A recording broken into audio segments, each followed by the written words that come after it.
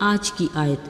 جو لوگ عید میں پرستش کرنے آئے تھے ان میں بعض یونانی تھے، پس انہوں نے فلپس کے پاس جو بیت سیدائی گلیل کا تھا آ کر اس سے درخواست کی کہ جناب ہم یسوع کو دیکھنا چاہتے ہیں۔ یوحنا 12 باب 20ویں اور 21ویں آیت۔ عزیزو، یسوع مسیح کی زمینی خدمت کے آخری ایام میں یعنی اس کی مصلوبیت کے کچھ روز پہلے کا واقعہ ہے کہ عید فصح میں آئے کچھ لوگوں کے ساتھ چند یونانی لوگ بھی تھے۔ یہ یسوع کو ملنے کی غرض سے اسے تلاش کرتے ہوئے یسوع کے شاگردوں کے پاس آئے۔ پھر فلپس جو بیت سیدہ گلیل کا تھا اس کے پاس آ کر درخواست کرنے لگے کہ جناب ہم یسوع کو دیکھنا چاہتے ہیں۔ جب فلپس نے یونانیوں کو دیکھا جو یسوع کو ملنے کی خواہش کا اظہار کر رہے تھے تو وہ گھبرا سا گیا۔ اس نے سوچا یہ تو غیر قوم کے ہیں، این ممکن ہے یسوع ان سے ملنا نہ چاہے، یوں اس کی سبکی ہوگی، کیونکہ یہودی قوم اپنی قوم کے باہر ہر شخص کو غیر قوم والا سمجھ کر اس سے میل ملاپ نہیں رکھتے تھے۔ فلپس بڑی سنجیدگی سے سوچنے لگا، اس کے استاد یسوع کا مشن تو صرف اسرائیل کی کھوئی بھیڑوں کو تلاش کرنا اور ان کو ڈھونڈنا ہے، وہ ان سے کیوں کر ملے گا؟ سو وہ صلاح کاری کے لیے اندریاس کے پاس آیا اور اسے ان یونانیوں کے بارے میں بتایا۔ عزیزو، فلپس خوش تھا کہ اندریاس دیگر کچھ شاگردوں کی طرح تعصب پرست نہیں، سو وہ دونوں یسوع سے ملنے کے خواہش مند یونانیوں کو اپنے استاد یسوع سے ملوانے کو لے گئے۔ اندریاس اپنے استاد یسوع کو اچھے سے سمجھتا تھا کہ وہ کسی کا طرفدار نہیں۔ اسے یہ بھی یاد تھا کہ یسوع نے اپنی تعلیم کے دوران اکثر یہ کہا کہ انجیل کی خوشخبری کا پیغام کل جہان کے لیے ہے۔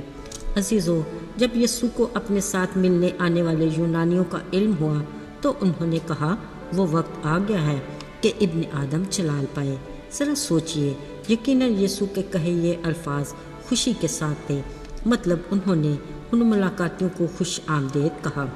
عزیزو، اگرچہ یسوع نے ایک بار اپنے پیچھے آنے والی کنانی عورت کو بھی، جس نے اپنی بیٹی کی شفا کی درخواست کی تھی، کہا تھا کہ میں اسرائیل کی بھیڑوں کے سوا کسی اور کے پاس نہیں بھیجا گیا، لیکن اس غیر قوم کی عورت نے بڑے ایمان کے ساتھ یسوع کو بڑا خوبصورت اور پر یقین جواب دیا، جس کے جواب میں یسوع نے بھی کہا کہ میں نے اسرائیل میں ایسا ایمان نہیں دیکھا۔ یقیناً یسوع کو اس کنانی عورت کے ایمان کی پرکھ تھی جس میں وہ پورا اتری۔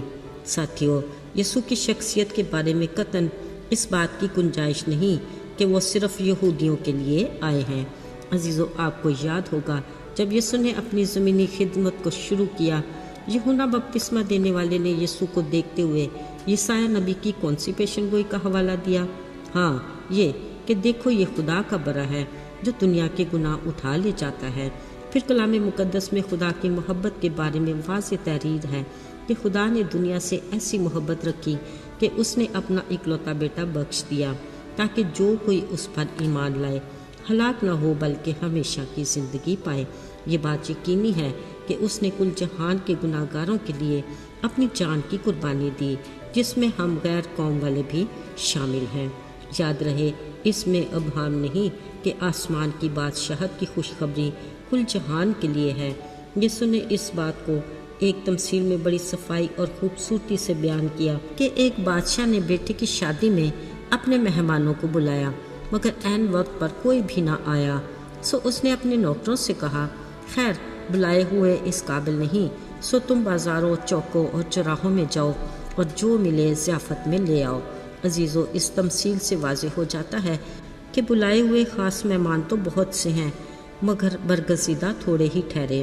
عزیزو، اگر آج کوئی ہمیں آ کر یہ کہے کہ جناب ہم یسوع کو دیکھنا چاہتے ہیں تو ذرا سوچے ہمارا کیا جواب اور مسیح کے پاس لانے میں کیا کردار ہوگا۔ کیا ہم فلپس کی طرح شکوک و شبہات میں پڑ جائیں گے، یا اندریاس کی طرح یقینی طور پر ہم کہہ سکتے ہیں کہ میرا خدا کسی کا طرفدار نہیں، اس کا پیار سب کے لیے اور اس کے بیٹے یسوع کا کفارہ کل عالم کے لیے ہے۔ یاد رہے، اندریاس اپنے بھائی سے پہلے یسوع کو ملا اور پھر اپنے بھائی شمعون پطرس کو یسوع سے متعارف کروایا۔ اندریاس کے بارے میں یہ کہا جاتا ہے کہ وہ غیر یہودیوں کے لیے پہلا مشنری تھا۔ اس نے اگرچہ گواہی کا کام اپنے گھر سے شروع کیا، مگر اس نے اس خدمت کو صرف گھر تک محدود نہیں رکھا۔ اسی طرح ارشاد اعظم کے پرچار کا تقاضا یہ ہے کہ ہم کلیسیا کے عالمی بشارت کے کام میں حصہ لیں۔ ایسے میں اندریاس جیسے شاگردوں کی ضرورت ہے تاکہ ساری دنیا انجیل کے پیغام کو جان لے اور ہم ہر کسی کو یسوع کے بارے میں بتا سکیں۔ آئیے دعا کریں۔ آئے زندہ چھلالی آسمانی باپ، تو جو آج اور کل بلکہ ابد تک یکساں خدا ہے، تو کل عالم کا نجات دہندہ ہے۔ ہم تیرے شکر گزار ہیں کہ تو کسی کا طرفدار نہیں، تیرا فضل عام سب کے لیے ہے، جو کسی کی ہلاکت نہیں چاہتا بلکہ چاہتا ہے کہ سب کی توبہ تک نوبت پہنچے۔ یہی تیرے پیار کی انتہا ہے۔